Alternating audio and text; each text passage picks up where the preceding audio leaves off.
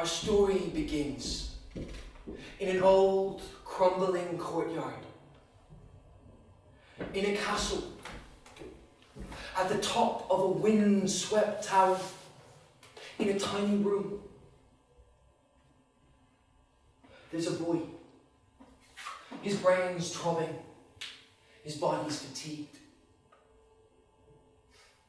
exhausted from a day of pointless rituals. Lord of this towered track, he had no option but to be at the beck and call of those officials whose duty it was to advise and guide him, leading him hither and thither through his subordinate home.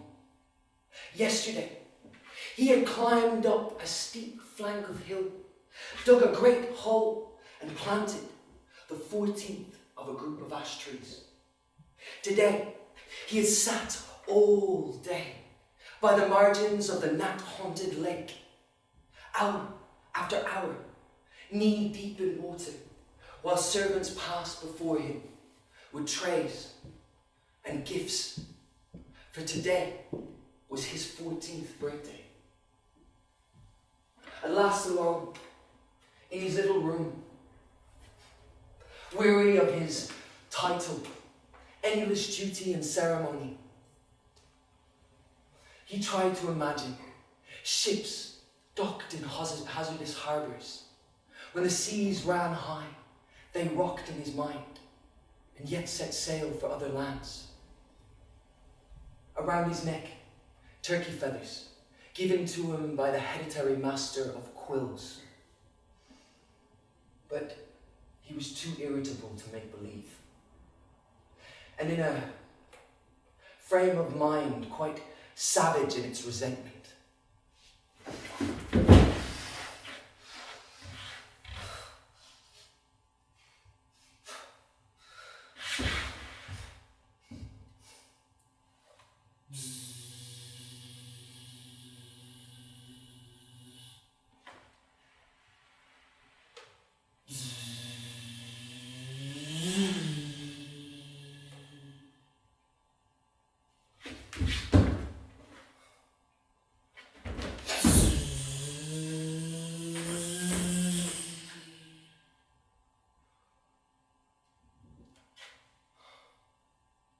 an explorer, I suppose. Exploration.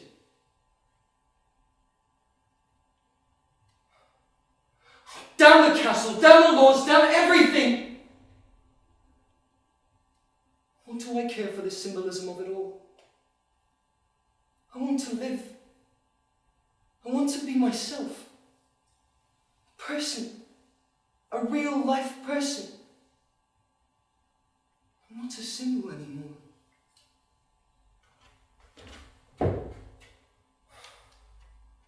At least for one day. For one tremendous day of insurrection. After all, you are only a boy. What kind of fun are you having?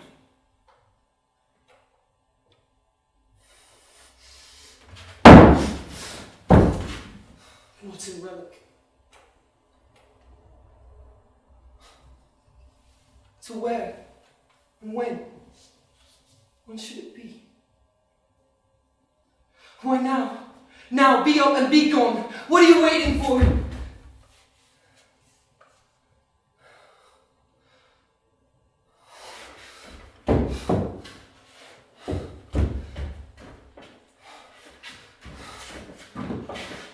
But while his body trembled and cried, his mind was not so childish. Whether to make his bid for freedom at the speed of daylight or in the long hours of darkness was not so easy to decide.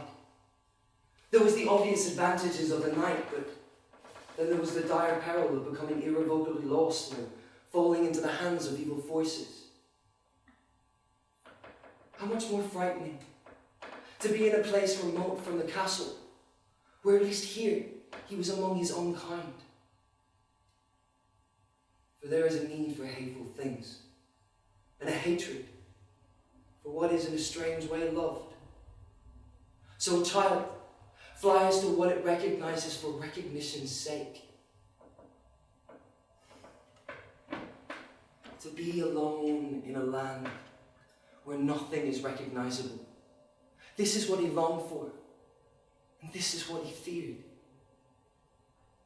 Outside, a bell began to chime, then another bell, and then a swarm of bells. High bells and low bells, bells of many metals, mournful bells and gay bells, the flat and the resonant. He never tired of the bells. His happiest moments were when he was alone. He longed to turn his anger into action, to make his bid, to escape. Outside in the distance, he could see pinpricks of light around the circumference of a circle. And down below, as though in obedience to the flames, people were gathering in their scores in the courtyards. For tonight was the night of high barbecue.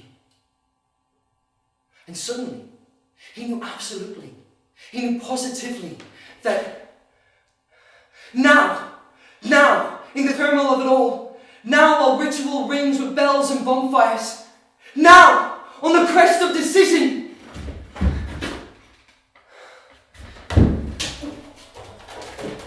he was agile, and he needed to be. This was no mere fleet of bounding down long flights of stairs, but at once was something much more secretive. He had, out of sheer inquisitive nature, discovered a dozen ways of reaching the castle grounds without being seen. He took out the window, moved from window ledge to window ledge. At a glassless window, he lowered himself down. What stretched in front of him was a huge expanse of attic, the beams of which ran from ceiling to ground. His mission, to reach the trapdoor, moving like a mechanical toy.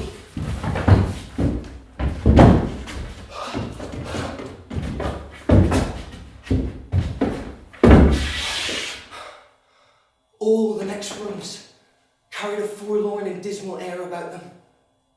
He moved through them. Floorboards that had long since rotted away. They were like ancient burial grounds.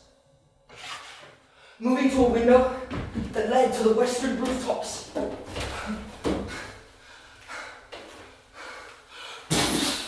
The sky erupted in a roar of colour, gunpowder exploding. Down below he could see the whole castle, deep in festivities. Hey! Moving to the edge of the roof, where a thick, grey rope swung loose. He lowered himself down 100 feet, and then into the castle walls themselves, and out of sight.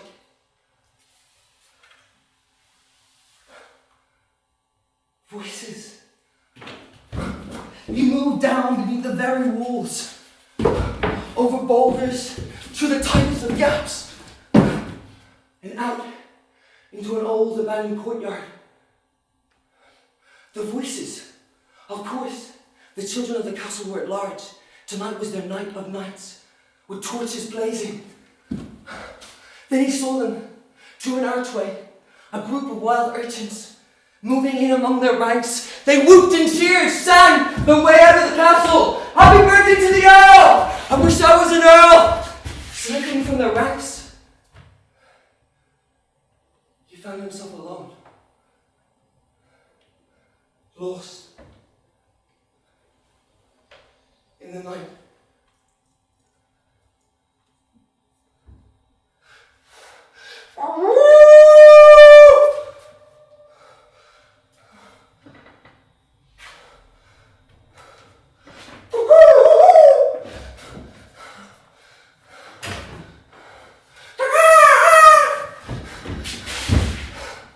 The moon stood out of the clouds, and what was in front of him was an expanse of clearing, a river running fast and free, like he'd never seen before. It wasn't on any map. And then they came, out of the night, heads held high, cocksure of themselves. Dogs. So many dogs. Their fangs bare, panting.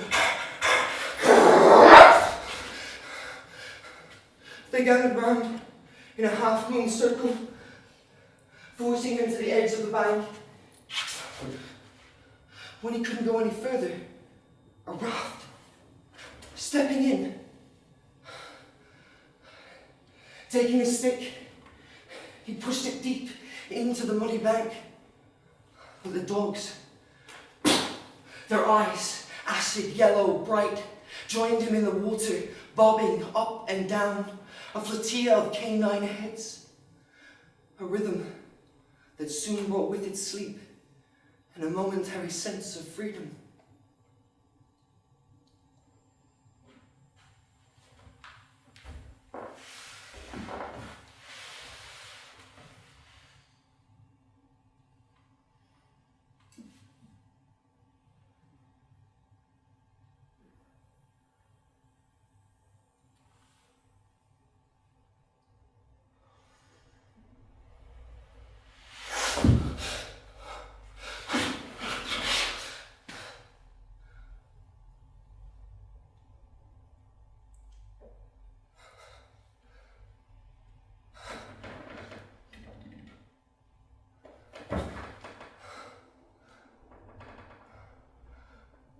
This was not the air of his country.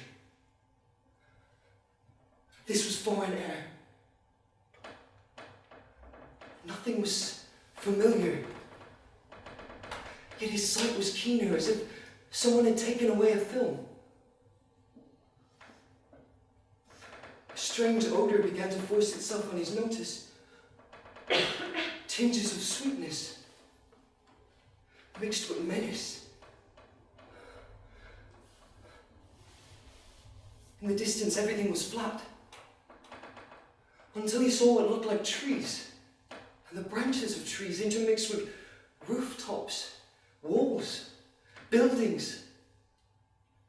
It was as if the earth had reclaimed its rights.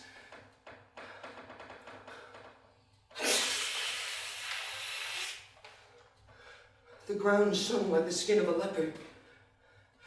Tinges of gorgeous colour appeared here and there, laying like snail slime over stones and glistening along a blade of grass. He turned to the river from whence he came.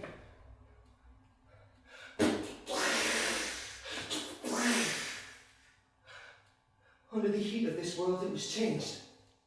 A bubbling, thick, grey, green, oily thing. He thought of the night before. His escape. Being lost, the dogs, the raft. His hand gripped itself. He moved with slow, nervous footsteps. Soon the ground gave way to masses of soft, white dust. It covered everything. There was no sound.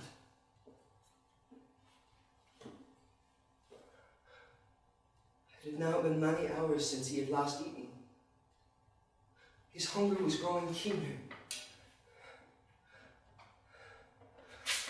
Perhaps it was this soft, white dust that killed the sound of approaching footsteps.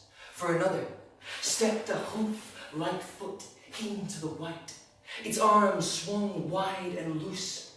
Its head, too big, too massive, too shaggy altogether for decency. The voluptuous clothing, voluminous, covered completely his hands. His smile was like a dazzling wound. And now, its eyes were fixed on the boy.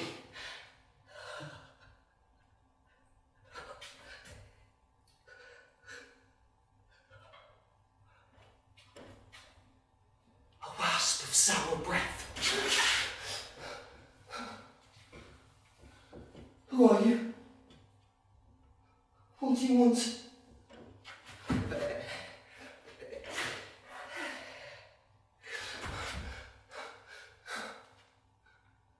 Who are you? What is your name? Why, I am Goat. I've come to welcome you, child. Yes, to welcome you. You must have travelled a long way. Shall I carry you? No. Very well then. You must walk. To where? To the castle. I think I would like to go home. Where I can have something to eat. I'm hungry. Hungry. No, nothing about any castle. But there will be a banquet for you. It will be held in the Iron Room. You are the first. The first what? The first visitor, of course. You are what we have been waiting for so long. Would you like to stroke my beard? No. Get away from me. Now that was a cruel thing to say, especially since I'm the kindest one of all. You just wait till the others see you. You're exactly what they're looking for. Yes, just what they're looking for. I don't know what you mean, but if you don't find me food, I will never do anything for you. And I will hate you because of my hunger. And I will kill you. Yes, kill you. Get me bread.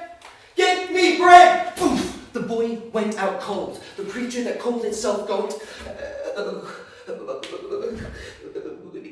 Is he?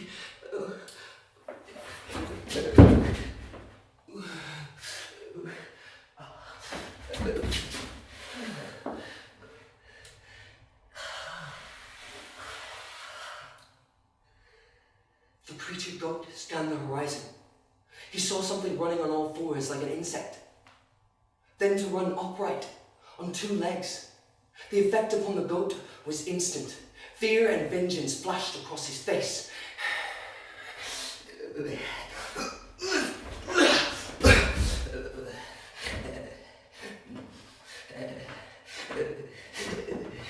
As the Goat ran, his thoughts began to catch fire beneath his cranium of dusty curls. They burned bright. First of all, a sovereign lord, a lord of the white head, and there is only one lord, the Lamb, and he is the heart of life and love, and this is true because he told us so, and I will call to him through the darkness, and I will be received, and I will be rewarded, be it by the soft voice in his voice, and this is true because he told me so. But hyena must not know. No, hyena must not know. He must not see me, or the hungry creature, my present to the lamb, our master, Lord of the Snow White. It's very secret. Hyena must not know. Leaping forth from some place of wickedness, hyena, in contrast to the Goat, was less stupid, less dirty, but bloodier, crueler, and with a fiercer blood drive. Hyena was a bit of a dandy, shaving the bristles on his gowling jaw every 5 or 6 hours. His crisp white shirt cut at the sleeves so that his long, brindled forearms could be readily admired. What do you think, ladies? His splendid mane bellowed down his back through a vent in his shirt. Hyena stopped when he saw his colleague, Goat. For a while he couldn't make out what was slumped at the Goat's feet. But then when the Goat moved, he saw the outline of a human face. The blood leaped in his veins. The Goat, feeling this like a change in the weather, lifted his cargo once more and made for the motionless woods. Hyena, knowing that he was going to the mines, dived in to the shadows.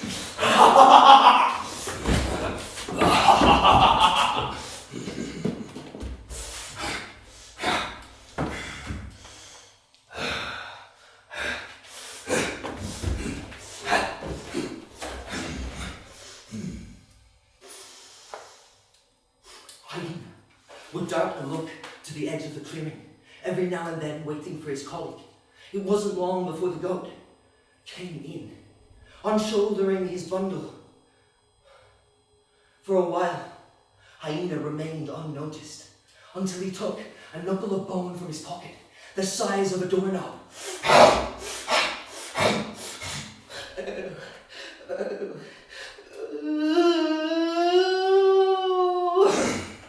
Clout, lout, and damnable goat, come here before I add another bump to your dirty brow, and bring that bundle with you. Hyena dear, how well you are looking.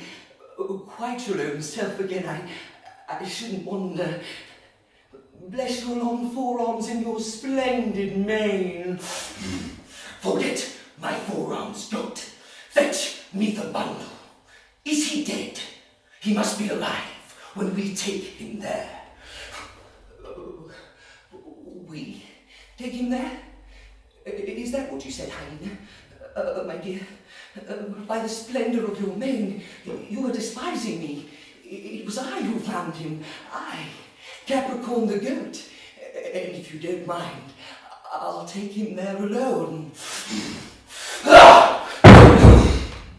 Hyena pinned his colleague to the ground, treading on his victim with brutal strength. The boy watched through half-closed eyes. It was all he could do to stop himself from running. He knew, even alive and well, he could never have stood a chance against the hyena.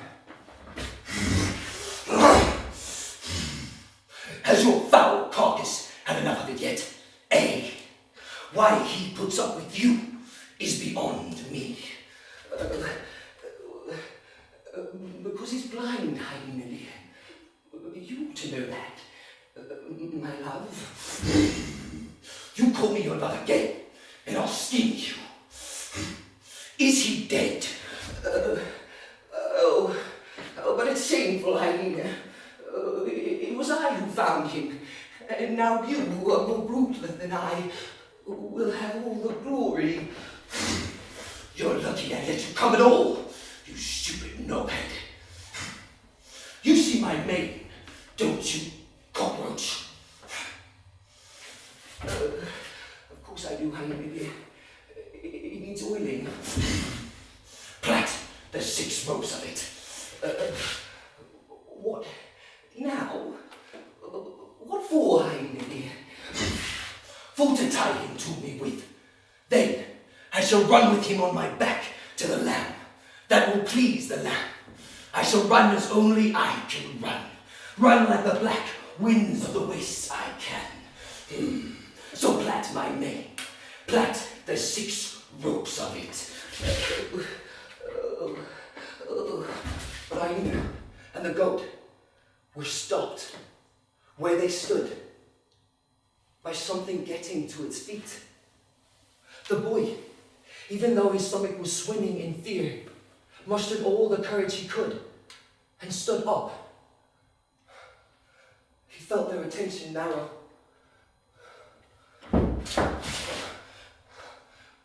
Greetings and salutations to you both.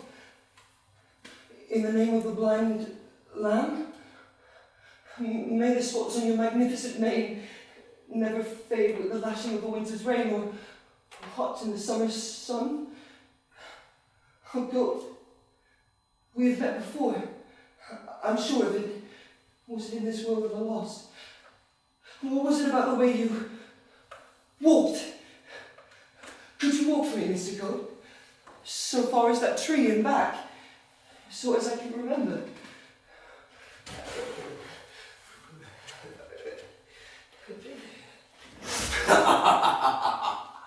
Do as you're told, insolent dustbag.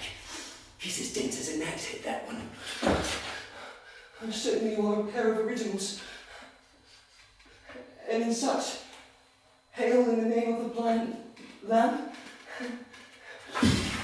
You! What do you know of the blind lamb? You, a youth from the white dust region. They...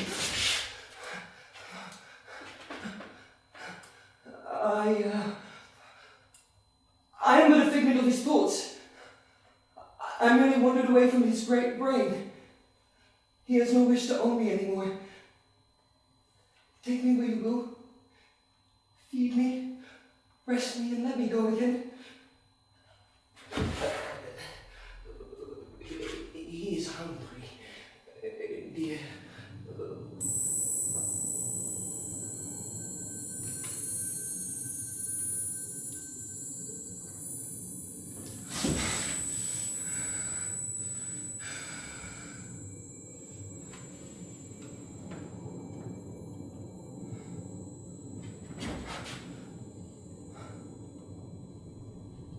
What is that? Why are you so frightened?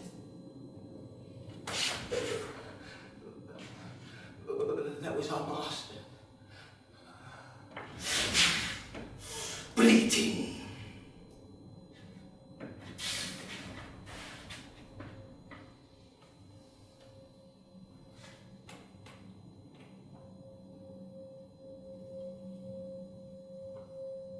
Far beyond the power of search, in the breathless wastes, where time slides on and on through the sickness of day and suffocation of night, there is a land of absolute stillness, a stillness drawn in and held in the lungs. And in this land, where no trees grow and no birds sing, there is a desert of grey space, littered indiscriminately across that desert are what looks like chimneys, old metal workings, mine heads, girders and chains, and over it all, the light shone horribly on metal and stone.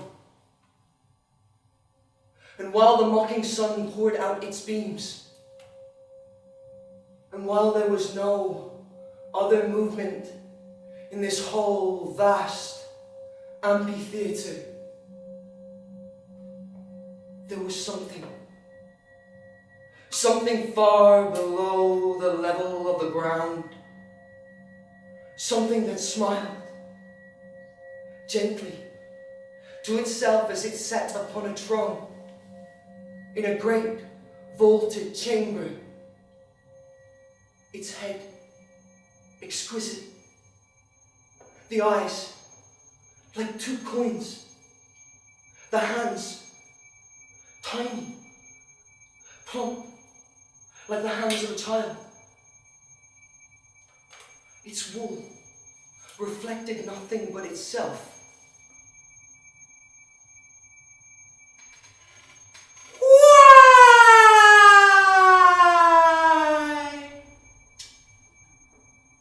Bright, white wool in a sea of 500,000 curls. White as the moon on the crest of a wave. White as the white of a child's eye. White as the white of a dead man's brow. So angelically white. But the White Lord was not happy, for his mind was as clear and as fresh as ice. But the hole where his soul should have been seethed with a horrible sickness, for he could remember a time when his great vaulted chamber that rose high into the shadows was filled with voices of creatures of all shapes and sizes, all stages of transmutation. He had gathered them in at will. For in those halcyon days, the world was alive with creatures. The mantis man, the rat man,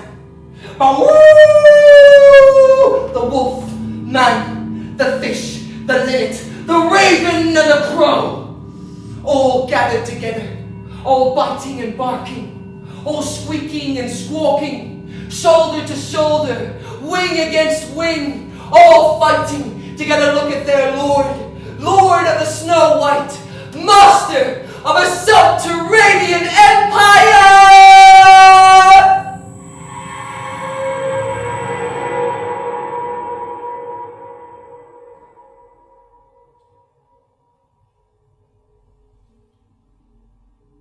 But they had all died. So many creatures. It was as if a great tide had withdrawn from ever from a shore that was once filled with voices. It was only an age since the last death. The lion collapsed in a mockery of power, bending his great head, tears welling in the amber eyes that traced down golden cheekbone. It was a great and terrible fall, but it was merciful, for under the macabre gaze of their dazzling lord, the one-time king of beasts was brought to degradation. And there is nothing more foul than the draining of the heart's blood, drop by drop, from the great golden cat. When the lanterns were lit again, all that was left was a breastplate, a dagger bright with stars, and floating away into the dark, the trace of his golden mane.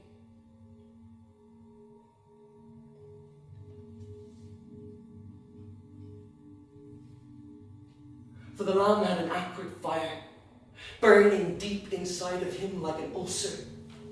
It was his exquisite pleasure to debase, to work upon man with terror and vile flattery, so that his unweary victims would cease to have a will of their own. By degree, he could drive a man's soul so deep into the dark, and there among the masks of the world, pull back its counterpart. All that was left was the bully hyena and the sycophantic goat. What kept these two underlings alive, even the lamb did not know. They had outlived 100 beasts, whose metamorphosis had destroyed them from within. They lived on and on. The lamb, the blind, the sightless,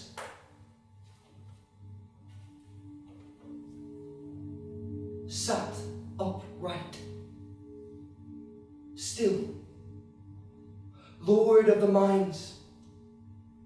He gazed blindly into the dark, waiting, centuries of waiting. His milk-white ears pricked forward. His nostrils quivered with the speed of an adder's tongue.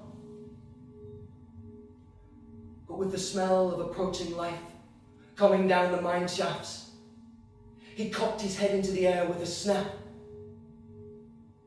and an all but invisible tremor passed over his blind face.